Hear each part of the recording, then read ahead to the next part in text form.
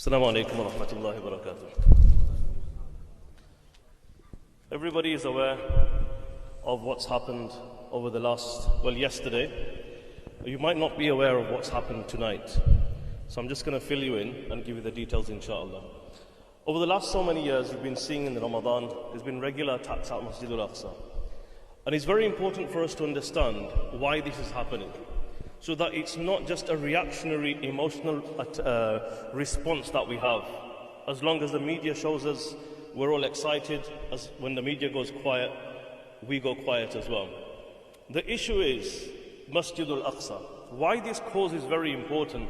Alhamdulillah, we support all the causes, and people are suffering throughout the world. Alhamdulillah, Masjid al-Falah has always been at the forefront in supporting all causes. But why this particular cause is very important and touches the heart even more for any Muslim, because this is not just about land, this is not just about people, this is about the Quran. Subhanalladhi asra bi'abdihi laylan min al-masjid al-haram ila al-masjid al-aqsa. This is our aqeedah, this is our iman. This cannot be taken away from us.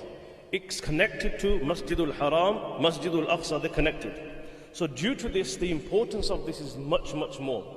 Now what's being done is everything that happens in a synagogue, everything that happens in a synagogue in terms of Talmudic rituals, currently and sadly they are all taking place inside Masjid al-Aqsa.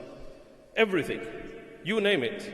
Everything that happens in a synagogue is currently happening inside Masjid al-Aqsa. And day by day, more and more area, more and more control they want to have. And to do this regularly, almost on a daily basis, there are Zionist settlers who make incursions into Masjid al-Aqsa, collectively make Talmudic worship. They carry out their kind of practices, provocative moves inside the masjid. And this is happening almost every single day. If there is one ritual which hasn't been carried out inside Masjid al-Aqsa, it's the sacrifice of the animal that happens at Passover. And Passover is now this week. The thing with their festivals is it's not one day, it lasts for a whole week. So starting from today all the way till next week is when they will be celebrating Passover. Over the previous years, there's been many attempts to take in the animal sacrifice inside Aqsa and to spill the blood inside Al-Aqsa, but they've not succeeded yet. This year, the Zionist occupation have announced almost more than £5,000 reward for anyone who is able to smuggle a lamb into Masjid al-Aqsa and then sacrifice it inside. And this is why all the attacks took place. So since the 1st of Ramadan, anyone that wants to make i'tikaf in Masjid al-Aqsa, they've been beaten, they've been attacked, they've been banned from Masjid al-Aqsa. Many women, they were sleeping in their homes. During the first week of Ramadan, if they thought they were a potential threat, they went into the houses, they woke them up, they raided the houses, they arrested them, and they told them, you can't go to Masjid al-Aqsa for 1 week, for 2 months, for 3 months. You can't go 150 meters from Masjid al-Aqsa. And they've been doing this from the beginning of Ramadan. Although the news hasn't showed you this is already happening regularly every single day. The brutal attacks that you're seeing now, this is not an isolated incident. Yes, it's happening in one go, and it's very, very bad.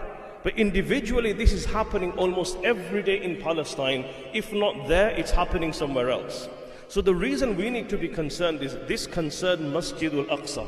So in order for these rituals to take place and the Zionist incursion to take place, they are emptying the masjid at night time to make sure that they are able to facilitate this Zionist incursion.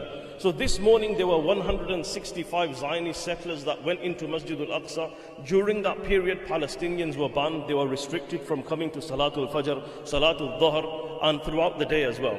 So tonight, what happened was after Salatul Isha, whilst Taraweeh was going on, the Zionist occupation, the IDF forces came into Masjid al-Aqsa, and they were waiting even before Salatul Witr.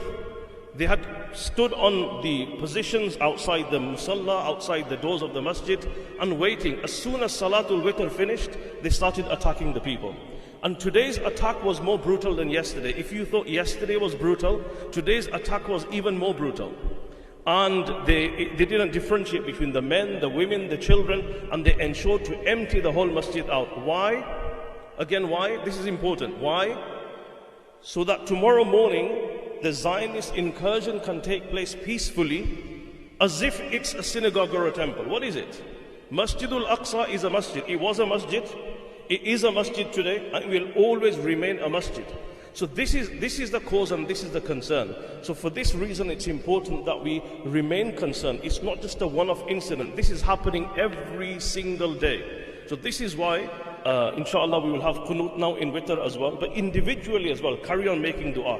Every Sunday morning, alhamdulillah, we have a program so that we can revive the concern of Masjid al-Aqsa. And whatever else you can do, inshallah, they're collecting as well for the Maqasid Hospital, which is the hospital where everyone that is attacked and injured during this period is being treated there. They are overwhelmed as well because yesterday there were many fractures, so many fractures to deal with in one go. It's not possible. So they're overwhelmed, so they need the support. So please continue supporting the Maqasid Hospital, support the other programs and events that take place here as well. Jazakumullahu khairan.